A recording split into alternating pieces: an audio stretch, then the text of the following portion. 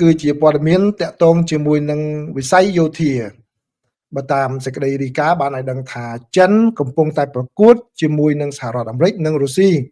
ដើម្បីផ្សព្វផ្សាយយន្តហោះចម្បាំងទំនើបរបស់ខ្លួនគឺយន្តហោះចម្បាំងប្រភេទ J35 ដោយសម្លឹងរកទីផ្សារនៅតំបន់មជ្ឈិមបូព៌ាយន្តហោះចម្បាំងចំនួនទី5របស់ចិននេះគឺអាចទាក់ទាញឲ្យមានអ្នកទិញណាដែលស្វែងរកការចង់បានទិញយន្តហោះឲ្យបានលឿនគ្រាន់តែបញ្ជាទិញអាចនឹងប្រកួតជូនបានលឿនហើយមានការរដ្ឋបတ်ផ្នែកនយោបាយតិចតួចទៅលើការបញ្ជាទិញរបស់ពួកគេយន្តហោះចម្បាំងចំនួនទី5របស់ចិនគឺប្រភេទ J35 នេះអាចមានអ្នកទិញនៅតំបន់មជ្ឈិមបូព៌ាខណៈដែលតម្រូវការយន្តហោះបំបាំងកាយទំនើបគឺកាន់តែកើនឡើងនៅក្នុងតំបន់នោះទោះបីជាសមត្ថភាពរបស់យន្តហោះនោះក្នុងការប្រយុទ្ធពិតប្រាកដគេនៅមិនទាន់ដឹងនៅឡើយនេះបើយោងតាមអ្នកវិភាគប្រទេសចិនសហរដ្ឋអាមេរិកនិងរុស្ស៊ីគឺជាប្រទេសតែ3ដែលផលិតយន្តហោះចម្បាំងចំនួនទី5ហើយប្រទេសទាំង3បានបង្ហាញយន្តហោះចម្បាំងរបស់ពួកគេនៅក្នុងកម្មវិធីតាំងពិព័រណ៍យន្តហោះនៅទីក្រុងឌូបៃកាលពីសប្តាហ៍មុន Model យន្តហោះ J35 ផលិតដោយក្រុមហ៊ុន China National Aero Technology Import and Export Corporation អក្សរកាត់ហៅថា CATIC នឹងមានការរចនាស្រដៀងគ្នានឹងយន្តហោះ F35 របស់សហរដ្ឋអាមេរិកត្រូវបានដាក់តាំងបង្ហាញនៅក្នុងព្រឹត្តិការណ៍នោះយន្តហោះចម្បាំងចំនួនទី5ជាធម្មតាមានសមត្ថភាពបំបាំងកាយផុតពីរ៉ាដានិងហោះសំកាំងបានលឿនដែលគេហៅថា Super Cruise គឺមានន័យថាវាអាចបើកបរក្នុងល្បឿនលឿនជាងសំឡេងដោយមិនប្រើការបញ្ឆេះសាំងនោះទេយន្តហោះទាំងនោះក៏ត្រូវបានបំពាក់ដោយប្រព័ន្ធ avionics រួមបញ្ចូលគ្នានៅក្នុងបន្ទប់របស់អាវុធនៅខាងក្នុងយន្តហោះនិងឧបករណ៍ចាប់សញ្ញាទំនើបផងដែរលើសពីនេះភាពបត់បែនខ្ពស់របស់វាត្រូវបានផ្សំជាមួយនឹងការយល់ដឹងអំពីស្ថានភាពកាន់តែប្រសើរឡើងដែលធ្វើឲ្យយន្តហោះទាំងអស់នោះមានប្រសិទ្ធភាពជាងមុនក្នុងទូនាទីហោះហើរពីលើអាកាសនិងពីលើអាកាសទៅដីជាងយន្តហោះប្រភេទចាស់យន្តហោះ J35 ត្រូវបានរចនាឡើងជាយន្តហោះចម្បាំងសម្រាប់នាវាផ្ទុកយន្តហោះ Fujian របស់ចិនដែលទើបតែដាក់ឲ្យបម្រើការកាលពីពេលថ្មីនេះហើយត្រូវបានផលិតដំបូងដោយក្រុមហ៊ុន Shenyang Aircraft Corporation model ដែលដាក់បង្ហាញនៅទីក្រុងឌូបៃគឺជាប្រភេទយន្តហោះចុះចត J35A មិនដូចយន្តហោះចម្បាំង J20 ដែលជាយន្តហោះចម្បាំងចំនួនទី5ដំបូងរបស់ប្រទេសចិនដែលត្រូវបានហាមឃាត់ការនាំចេញនោះទេគឺយន្តហោះ J35 ត្រូវបានផ្ដល់ជូនអ្នកទិញនៅបរទេសក្នុងកម្មវិធីពាណិជ្ជកម្មក្នុងប្រមាណឆ្នាំថ្មីនេះយន្តហោះទាំងនោះក៏ត្រូវបានបង្ហាញនៅឯកម្មវិធីតាំងពិព័រណ៍យន្តហោះនៅក្នុងទីក្រុងប៉ារីសក្នុងខែមិថុនាកន្លងមកដែរនិងនៅឯពិព័រណ៍និងសន្និសីទការពារជាតិអន្តរជាតិនៅទីក្រុងអាប៊ូដាប៊ីក្នុងខែកុម្ភៈជាកន្លែងដែលយន្តហោះទាំងនោះប្រភេទនេះត្រូវបានបង្ហាញខ្លួនជាលើកដំបូងនៅខាងក្រៅប្រទេសចិនបន្ទាប់ពីបានដាក់បង្ហាញនៅទីក្រុង Shanghai ក្នុងខែវិច្ឆិកាឆ្នាំមុននេះគឺជាព័ត៌មានតាក់ទងជាមួយនឹងការប្រកួតប្រជែងលក់យន្តហោះចម្បាំងរបស់ប្រទេសទាំង3គឺសហរដ្ឋអាមេរិកចិនហើយនិងរុស្ស៊ីហើយជាប្រភេទយន្តហោះប្រភេទទំនើបបាទសូមអរគុណប្រិយមិត្តដែលចូលមកស្ដាប់ការចែករំលែកព័ត៌មានរបស់ខ្ញុំអំពីសហរដ្ឋអាមេរិកនិងបច្ចេកវិទ្យាមួយចំនួនបាទសូមអរគុណសូមជម្រាបលានេះគឺជាព័ត៌មានតនហេតុការណ៍ក្តៅតែម្ដងគឺនៅមុននេះបន្តិចលោកប្រធានាធិបតីសហរដ្ឋអាមេរិកលោក Donald Trump នៅថ្ងៃសៅរ៍នេះបានថ្លែងថាក្រុមហ៊ុនអាកាសចរឯកជនទាំងអស់គួរតែពិចារណាឈប់ហោះហើរទៅដែនអាកាសរបស់ប្រទេសវេណេស៊ុយអេឡាទៅក្នុងខណៈពេលដែលសហរដ្ឋអាមេរិកកំពុងតែបង្កើនសម្ពាធទៅលើមេដឹកនាំប្រទេសវេណេស៊ុយអេឡាអស់រយៈពេលជាច្រើនសប្តាហ៍មកហើយដែលជាការបង្កើនភាពតានតឹងកាន់តែខ្លាំងទៀតរវាងសហរដ្ឋអាមេរិកជាមួយនឹងប្រទេសវេណេស៊ុយអេឡាហើយអាចនឹងជាការមួយបាក់លទ្ធភាពឲ្យសហរដ្ឋអាមេរិកវាយប្រហារទៅលើប្រទេសនេះផងបើទោះបីជាលោកប្រធានាធិបតី Trump មិនមានសិទ្ធិអំណាចណាមួយនៅក្នុងការបិទដែនអាកាសរបស់ប្រទេសដទៃក៏ដោយក៏ប៉ុន្តែចំណាត់ការបែបនេះគឺជាជំហានទី1ដែលគេមើលឃើញថាជាការរៀបចំសម្រាប់ឲ្យមានការវាយប្រហារតាមផ្លូវអាកាសការប្រកាសរបស់លោកប្រធានាធិបតី Donald Trump នេះធ្វើឡើងបន្ទាប់ពីសហរដ្ឋអាមេរិកបានបង្កើនកម្លាំងយោធារបស់ខ្លួននៅក្នុងតំបន់នោះក្នុងរយៈពេលប្រមាណសប្តាហ៍កន្លងមកនេះ ហើយលោកប្រធានាធិបតី Donald Trump ក៏បានប្រើប្រាស់វោហារសាស្ត្រគម្រាមកំហែងប្រធានាធិបតីរបស់វេណេស៊ុយឡាគឺលោក Nicolas Maduro ផងដែរហើយវាទំនងជាអាចនឹងរំខានទៅដល់ការរស់នៅរបស់ប្រជាពលរដ្ឋស៊ីវិលនៅក្នុងប្រទេសនោះហើយនឹងសេដ្ឋកិច្ចរបស់ប្រទេសវេណេស៊ុយឡាផងដែរមន្ត្រីសេដ្ឋវិមានមិនបានឆ្លើយតបនឹងការសុំអត្ថាធិប្បាយអំពី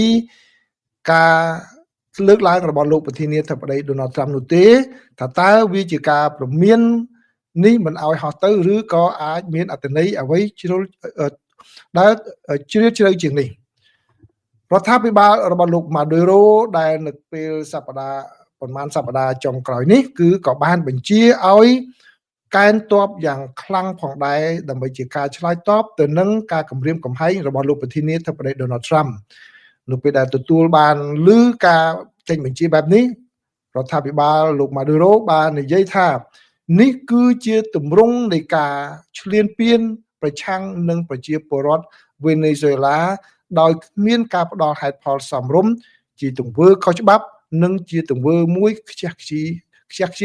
ខ្លាំងណាស់លោកបានបន្ថែមថាតាមរយៈសកម្មភាពបែបនេះគឺរដ្ឋបាលរបស់លោកប្រធានាធិបតី Donald Trump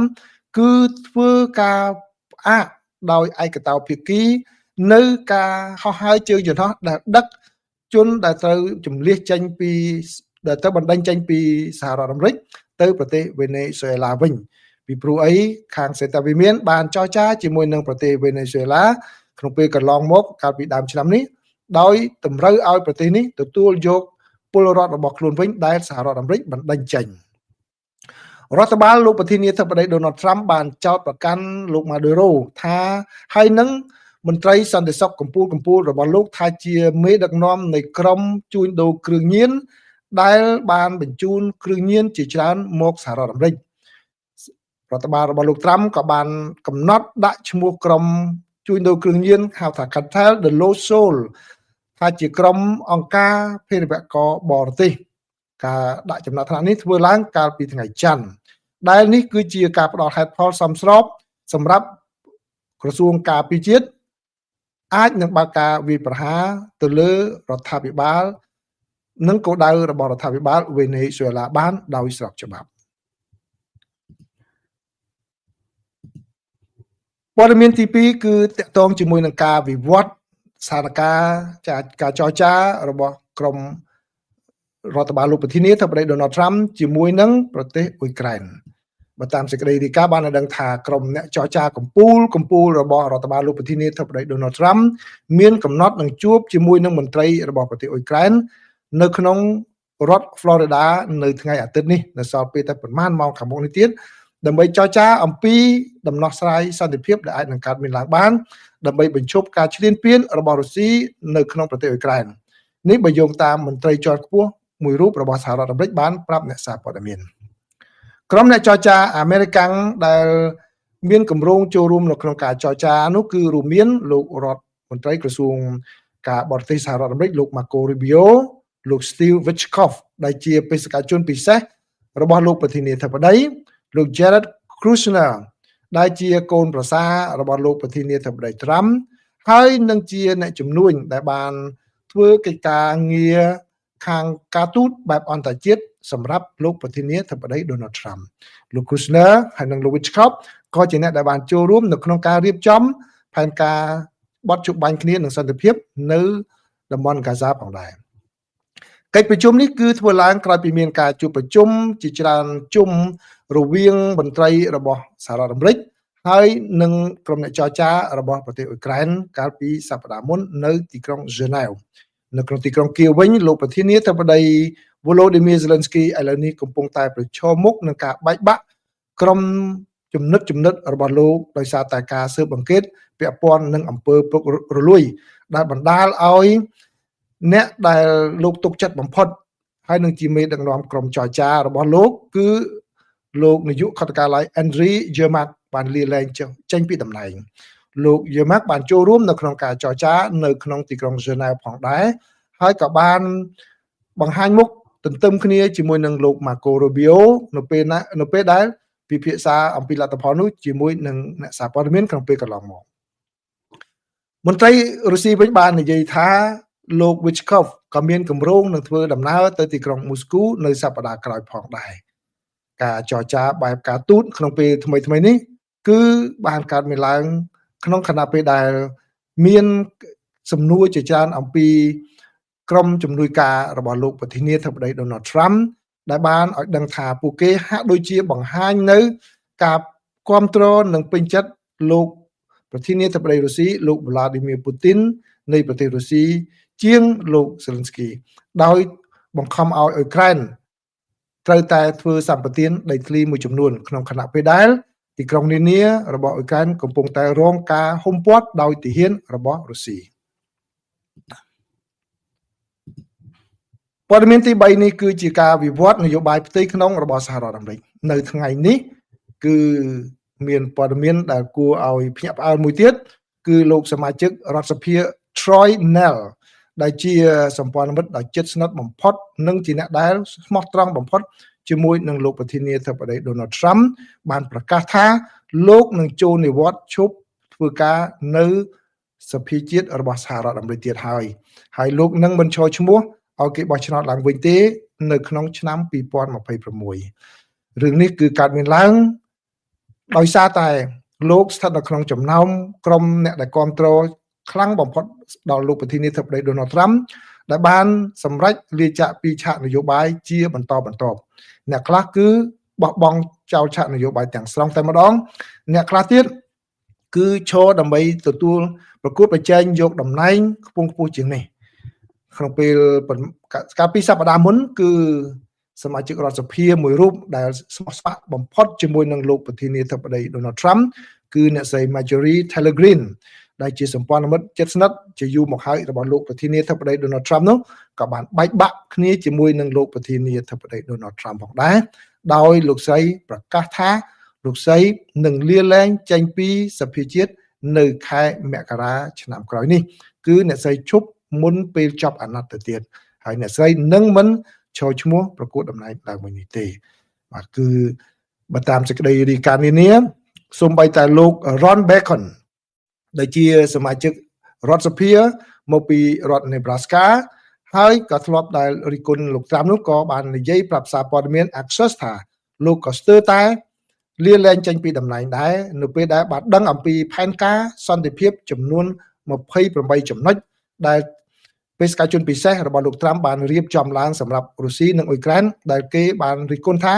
មានការគ្រប់គ្រងនិងផ្ដល់ផលប្រយោជន៍យ៉ាងខ្លាំងទៅដល់ប្រទេសរុស្ស៊ីបាទនេះគឺជាការវិវត្តក៏ប៉ុន្តែសម្រាប់តំណែងរបស់លោក Troy Nell វិញគឺប្អូនប្រុសរបស់គាត់ដែលមានរូបរាងស្រដៀងគ្នាដែលជាប្អូនប្រុសថាកូនភ្លោះបានសម្រេចហក់ចូលឆាកនយោបាយដោយប្រកាសថាលោកនឹងឈរឈ្មោះសម្រាប់តំណែងបងប្រុសរបស់ខ្លួនបាទនេះគឺជាការវិវត្តដ៏ធំនៅក្នុងសហរដ្ឋអាមេរិកហើយបើខ្ញុំអាចបើកវងកញ្ចក់បានបន្តិចគឺមានសមាជិកសភាហើយនឹងធ្វើកិច្ចការមួយចំនួនដែលមិនពេញចិត្តនឹងចំណាត់ការរបស់លោកប្រធានាធិបតី Donald Trump ហើយហ៊ានរិះគន់លោកគឺអាចមាន2ចំណុចគឺទី1ពួកគេមិនអាចទ្រាំនឹងគោលនយោបាយរបស់លោកប្រធានាធិបតីគេសុខចិត្តដោយចេញដោយ